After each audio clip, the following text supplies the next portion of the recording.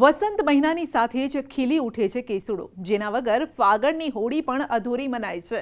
તે કેસુડાને માત્ર સુંદર ફૂલ માનવાની ભૂલ ન કરતા, કારણ કે તેનામાં તો છે ઔષધીય ગુણો, જે જાણશો તો તમે પણ દંગ રહી જશો. આમ તો સમગ્ર ભારતમાં કેસુડાના ઝાડ જોવા મળે છે. આ ઝાડની છાલ, ફૂલ, પાંદડા અને બીજનો ઉપયોગ ઔષધિ તરીકે કરાય છે. આયુર્વેદાચાર્ય અનુસાર આ વૃક્ષની ઔષધિ ચામડીના રોગ, તાવ, પેશાબની સમસ્યા, આંખોની રોશની વધારવા સહિત અનેક રોગોમાં ફાયદાકારક છે. તેમાં એન્ટી માઇક્રોબાયલ અને એન્ટીઓક્સિડન્ટ ગુણો જોવા મળે છે, જેના કારણે તેનો ઉપયોગ પેટ અને લીવર સહિતની સમસ્યાઓની સારવાર માટે કરવામાં આવે છે. કેસુડાના પાંદડાના પાવડરનું સેવન કરવાથી શરીરમાં ગ્લુકોઝ ચયાપચયમાં સુધારો કરીને લોહીમાં શર્કરાના સ્તરને નિયંત્રિત કરવામાં મદદ કરે છે. જો તમે ઈચ્છો છો કે તમારી બીમારીના ઈલાજ માટે તમારે વારંવાર ડૉક્ટર પાસે ન જવું પડે, તો તમારે કેસુડાના ફૂલનો જરૂરથી ઉપયોગ કરવો જોઈએ. પેશાબની બળતરા અને નસકોરી ફૂટવાની સમસ્યામાં કેસુડાના ફૂલ ખૂબ જ ઉપયોગી છે.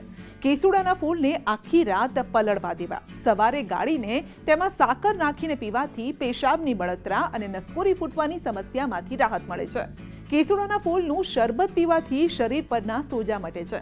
સોજા ઉપર કેસુડાના ફૂલની પોટલી અથવા તો લેપ લગાવવાથી સોજા જલ્દી મટી જાય છે. કેસુડાના પાણીથી નહાવાથી શરીરને ઠંડક મળે છે. નાના બાળકોને કેસુડાના પાણીથી ખાસ નવડાવવા જોઈએ. કેસુડામાં રહેલ ઔષધીય ગુણના લીધે તે ચામડીના રોગમાં ઉપયોગી છે. ઘણા લોકો કેસુડાની સિઝન હોય ત્યારે કેસુડાના ફૂલને સૂકવી દે છે અને પછી આખું વર્ષ તેને સાચવી રાખે છે. ગરમીની સિઝનમાં આ સૂકવેલા ફૂલને પાણીમાં પલાળી તે પાણીથી સ્નાન કરવાથી ઘણા ફાયદા થાય છે.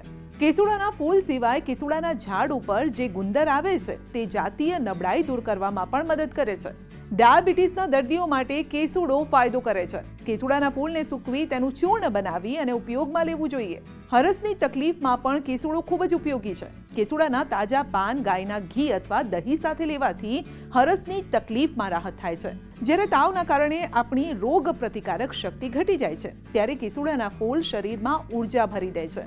જ્યારે ખાવાની ખોટી આદતોના કારણે લોહી દૂષિત થાય છે, ત્યારે ત્વચા પર ખીલ, ફોલ્લી, એલર્જી જેવી સમસ્યા થાય છે. કેસુડાના વૃક્ષની છાલ લોહીને શુદ્ધ કરવામાં ખૂબ જ ઉપયોગી છે. તે લોહીને અંદરથી શુદ્ધ કરી ત્વચાને અંદરથી ચમકદાર બનાવે છે.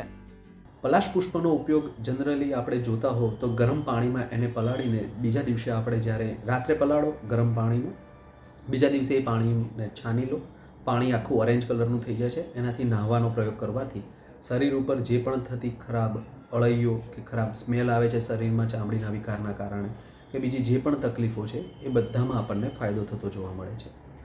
પલાશ પુષ્પને સૂકવીને તમે એમાંથી જ્યારે પાવડર બનાવો છો અને એનો તમે ચમચી અને એની સાથે મિશ્રી એટલે કે ગાંગડા સાકર મિશ્રણ કરીને જ્યારે ચમચી સવાર સાંજ 9 શેકા પાણી સાથે કે એવી રીતે લો છો, તો જેના કારણે જે સ્ત્રીઓને ઊનવાની તકલીફ હોય છે, જેને મૂત્રાશય સંબંધિત વ્યાધિ હોય છે, પેશાબમાં બળતરા થતી હોય, પથરીની તકલીફો થતી હોય, એ બધામાં ખૂબ સરસ ફાયદો થાય છે. અને સાથે જોવા જાઓ તો જે લોકોને સફેદ પાણીની પણ તકલીફ હોય છે, જે સ્ત્રીઓની, એમાં પણ આ પલાશ પુષ્પના ફૂલનો ખૂબ સરસ ઉપયોગ થતો હોય છે. સાથે પલાશ પુષ્પ એ કામોદીપક પણ કહેવામાં આવતું હોય છે.